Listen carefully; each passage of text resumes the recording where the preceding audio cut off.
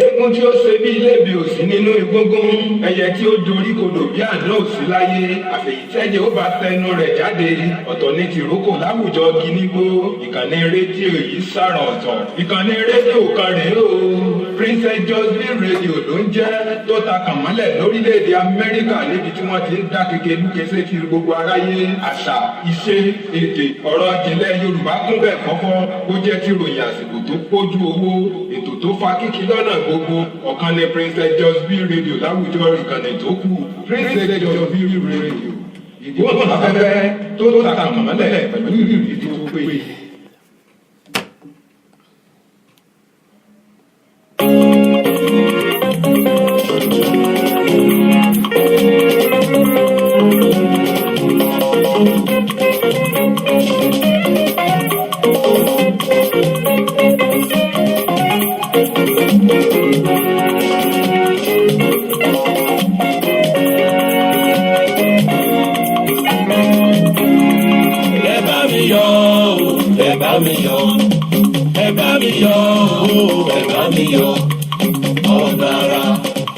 Ọ̀nàrà tí bàbá mi gbà lórí ọ̀rọ̀ mi, ó jọ mí lójú. Ẹ bá mi yọ̀ o, ẹ bá mi yọ̀. Ẹ bá mi yọ̀ o, ẹ bá mi yọ̀. Ọ̀nàrà tí bàbá mi gbà lórí ọ̀rọ̀ mi, ó jọ mí lójú.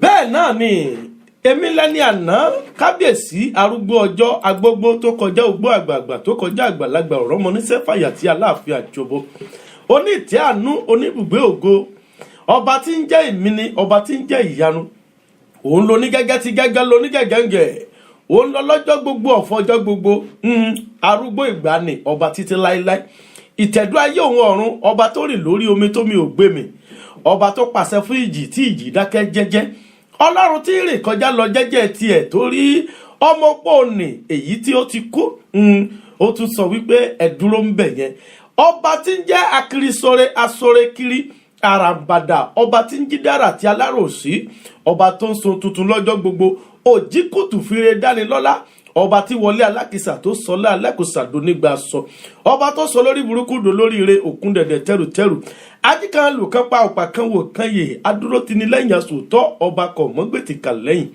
kábíyèsí elédùnmarè ẹ káàbọ̀ sérè tó yè tó wa kristẹni ìgbani ojú tẹ fi kó ń wò mí òkú ní fọ́ bẹ́ẹ̀ ni etí tẹ fi ń gbọ́ mi ò ní di kristẹni ìgbani lètò èmi àbúrò yín ọ̀rẹ́ yín ọmọ yín náà ni evangelist John Kẹ́hìndé Oyèwọlé ọmọ arúgbó ọjọ́ àtúntìdé sẹ́rí òtútù nínìyẹn kristẹni ìgbani lètò kristẹni ìgbani kí n tó tún ṣe àpèjúwe bàbá mi tó wà nínú ilé gbogbo ẹ̀yin tí ń gbọ́ mi nínú ilé ẹ kú ọdún ẹ kú ìyèdún ọdún náà yóò mọ yabo fún gbogbo wa ẹ ò ní fọkún parí ọdún yìí bí a ti fi ayọ̀ ṣe kérésì náà tó ń fi ayọ̀ ṣe new year. And I know for sure, for certain, that you will end this year well, gloriously, in celebration. No bitterness, no sorrow will take your place. Listen, you are not going to bury anyone, neither will you be buried. In the mighty name of Jesus.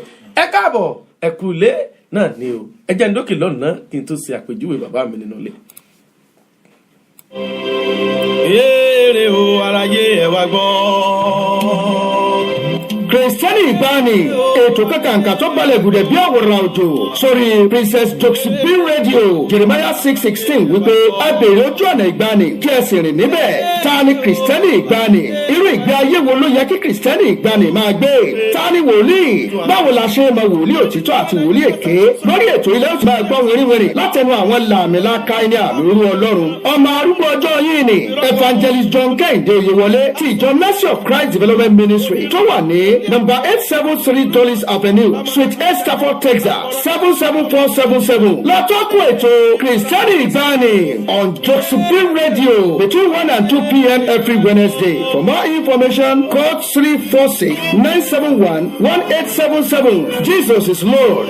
tó àlùlò wípé mo rí ọ̀rọ̀ tuntun àtayé tuntun níbi tí mọ̀lẹ́ yóò máa ṣàkóso rẹ̀ níbi tí àṣebìṣèbàjẹ́ kò ní lè ríbi dúró sí àwọn èké ènìyàn oníjìbìtì àfìrọ́gbowó onínúbíni àsọtẹ wọ̀nbíà onírọ́ wòlíì èké àfinirúbọ àpamọ́lẹ́kúnjayé àfọ̀rọ̀kẹ́lẹ́ bàtọ́mẹ̀yìn kejì jẹ́ kò ní lè ríbi farapamọ́ sí o kéré o aráyé ẹ̀wà gbọ́.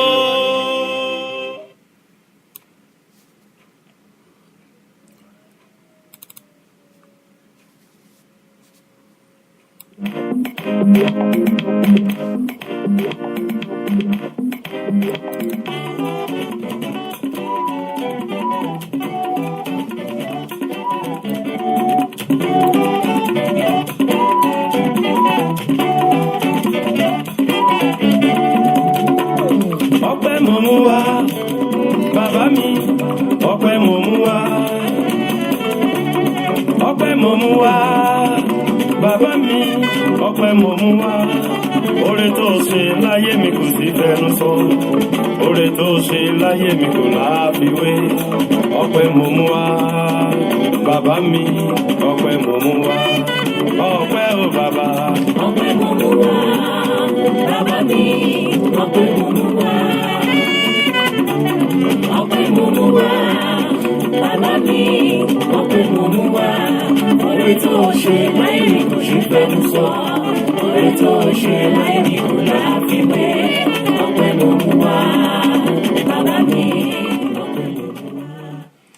bẹ́ẹ̀ náà ni ẹ káàbọ̀ sórí ètò Kìrìsìtẹ́nì ìgbani àtúntìdé lónìí náà nìyẹn ẹ kú ojúmọ́ ẹ kú àmójúbà mi ẹ̀yin tẹ́ ń bẹ nínú ilé tẹ́ tàjọ gbọ́ra wa ní ìjẹ́jọ ẹ kú àmójúbà mi ọpẹ́ náà ni ká máa dá o gẹ́gẹ́ bí orin mi tí a kọ yẹn pé ọpẹ́ ni mo mú wá orin tó ṣe nínú ayé wa kò sí fẹnu sọ bẹ́ẹ̀ ni kò sí farawé kò sí kàtán ó tí gbogbo irun orí wa bá jẹ́ kèké ahọ́n kò mà tó láti dúpẹ́ fún Elédùmarè ọba tí ń jẹ́ èmi ni ní ìjẹ́jọ àwàláyé gbọ́ December tó kọjá ó wà láyé wà láàyè o ọ̀rọ̀ rẹ̀ wá tọ́pẹ́ bí àwa Kìrìsìtẹ́nì báwo ló ṣe yẹ ká ṣe kérésì ọdún yìí ẹni tá ń ṣàjọyọ̀ rẹ̀ gan báwo ni ìgbé ayé rẹ̀ ṣe rí ẹni tá ń ṣe àjọ̀dún rẹ̀ bó ni ìbẹ̀rẹ̀ rẹ̀ ṣe rí lónìí èmi nìkan kọ́ ni mo tún wà nínú ilé bàbá mi náà ni mo tún gbé wá lónìí torí pé lónìí yìí a gbọ́dọ̀ gbàdúrà ọdún èyí ni Wednesday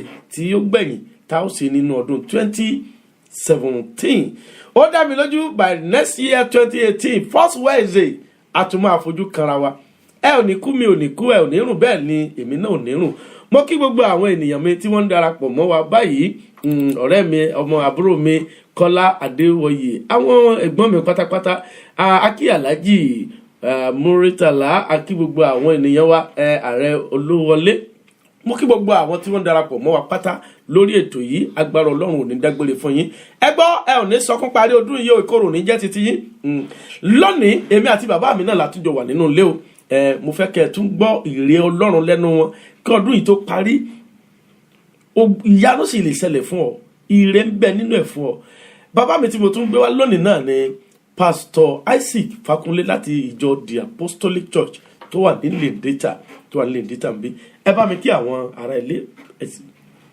ẹ ṣé o ẹ kú ọdún o ẹ̀mí àsọpọ̀ rẹ o àmín lórúkọ Jésù Kristi ẹni tí a bí fún wa ẹ̀ṣẹ̀ ò ní yà wá ya Jésù o àmín Jésù òkùnkùn ò ní yà wá ya Jésù o àmín Jésù lórúkọ Jésù a ó dọ́dọ̀ rẹ̀ sinmi o àmín Jésù mo kí olóòtú àti ilé-iṣẹ́ Joxubin rédíò Olúwa á mú wa ṣàṣeyọrí rere o àmín ẹ ṣé púpọ̀.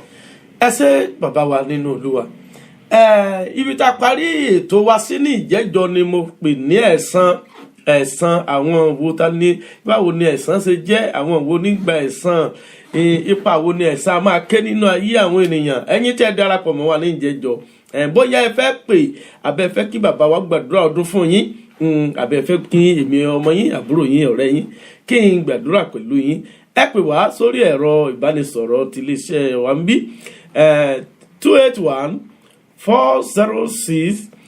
281-406-8830 281-406-8830 or ẹ sì lè pè sórí 346-971-1877 ní gbogbo ibi tí ẹ bá ti ń pè ẹ kàn fi +1 sí yóò sì wọlé ní wẹ́rẹ́.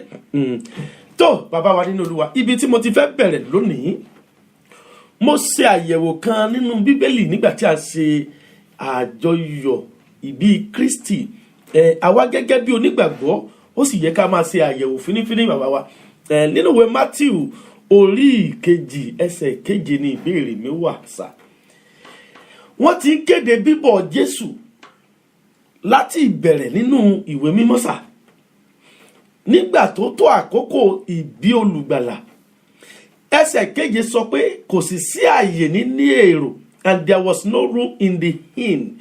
Bàbá wa, àwa gẹ́gẹ́ bí onígbàgbọ́ òde òní tá a jẹ́ Kristẹni, kí ni ẹ̀kọ́ tí ẹ rò pé ó yẹ ká mú káàrí kọ́ ní ibi tí a kà yìí? Ẹ ṣe púpọ̀ àtọkùn, kò yẹ kó yà wá lẹ́nu. Bíbélì jẹ́ kó yé wa nínú Jòhánù orí 1 látẹsẹ̀ 12 sísàlẹ̀. Ó ní ó tọ̀ àwọn tirẹ̀ wá, ó ní wọn ò sì gbà á. Nípa bẹ́ẹ̀ pé àwa bí Jésù Kristi kò sáyè ní ilé èrò kò jẹ́ ohun titun, nítorí pé àwọn tó jẹ́ tiẹ̀ gan pàápàá wọn ò retí ẹ̀. Ẹ ó rí wípé àwọn amòye òun gan ló jẹ́ kí ọba ìlú mọ̀ wípé wọ́n mà ti bí ọba tá à ń retí. Òun ló jẹ́ káwọn àlùfáà gan mọ̀ wípé wọ́n mà ti bí ọba tá à ń retí. Ẹ̀kọ́ lélẹ́yìí jẹ́ fún wa. Bíbélì pé èdè kan, ó ní a rí mi ní ọ̀dọ̀ àwọn tí kò wá mi. Àwọn tí ò wá Ọlọ́run òun la wá lọ fi hàn fún. Lágbára Ọlọ́run, Olúwa ò ní jẹ́ kí Ọlọ́run kó fi òkúta rọ́pò wa. Àmín Jésù. Ẹ̀kọ́ ńlá ló jẹ́ fún àwa Kristẹni òde òní pé ká kíyèsára kí àwa tá a rò pa jẹ́ ti Jésù Kristi kọ́kọ́ ìyàwó má ti wọlé kí wọ́n tilẹ̀kùn ká tó dé. Olúwa kó ràn wá lọ́wọ́. Àmín. Ibi tí a tún gbé lọ ìtúnlágbára díẹ̀ o. Fún gbogbo àwa ará ilé, mo mọ̀ pé a ó mọ rí ẹ̀kọ́ kan tàbí méjì mú nínú tí bàbá wa ń sọ lọ́wọ́ yìí. Wọ́n bí olùgbàlà tó ti ń kéde rẹ̀ nígbà tó máa dé, kò sẹ́ni ó mọ̀, kò sẹ́ni ó fúnra. Kò sẹ́ni tó mọ̀, kò sẹ́ni tó fúnra pé olùgbàlà ti dé. Bí olè wẹ́rẹ́ náà ni yóò dé, ọkọ ìyàwó tí yóò wọlé wẹ́rẹ́. Ẹ ṣé bàbá wa. Ibi tí mo sì ń lọ yìí náà ni mo sì fẹ́ lu nǹkan mọ́ dáadáa. Mo fẹ́ lu àtẹ̀mọ́ dáadáa. Ó ní pé olùgbàlà ni ó ń bọ̀ láwòrán ènìyàn sínú ayé. Áńgẹ́lì kan ló sì kéde rẹ̀ fún Màríà. Torí ó mọ lóde òní báyìí púpọ̀ àwa àrànsí Ọlọ́run, àwọn ọmọ Ọlọ́run tá a bá ti jẹ́ ọmọ Ọlọ́run a máa wò pé ṣé kò yẹ kó mọ̀ pé ọmọ Ọlọ́run ni mí ni? Sátánì mọ̀ pé ọmọ Ọlọ́run ni mí náà. Àbí ti tọ́lọ́run fún wa lórí ọ̀fẹ́ kan, àwọn onígbàgbọ́ ìyìn tọ́lọ́run bá ti fún wa lórí ọ̀fẹ́ kan, bóyá a ti jẹ́ bákan.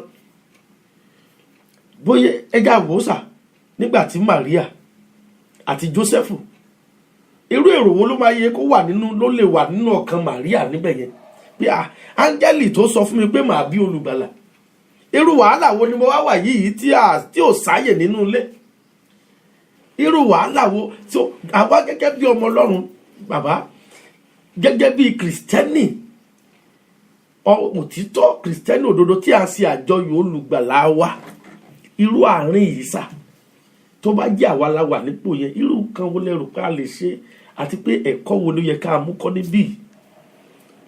Ẹ ṣé púpọ̀. Ohun kan tí mo fẹ́ kó yé wa nìyí, ẹni èmi ni Màríà. Ẹ rí wípé nígbà tí áńgẹ́lì yẹn ń bá a sọ̀rọ̀, àpègbólóhùn kan nínú bíbélì wọ́n ní Màríà sì pa gbogbo nǹkan wọ̀nyí mọ́ ní ọkàn rẹ̀ kì í ṣe gbogbo ohun tí áńgẹ́lì bá Màríà sọ òun la kọ sílẹ̀ ó ṣeé ṣe torípò náà jẹ́ ẹni ẹ̀mí kí ara àwọn tí yóò bá pàdé ká ti sọ fún un ó ní bíbélì ṣe pé èdè yẹn wípé Màríà sì pa gbogbo àwọn nǹkan wọ̀nyí mọ́ ní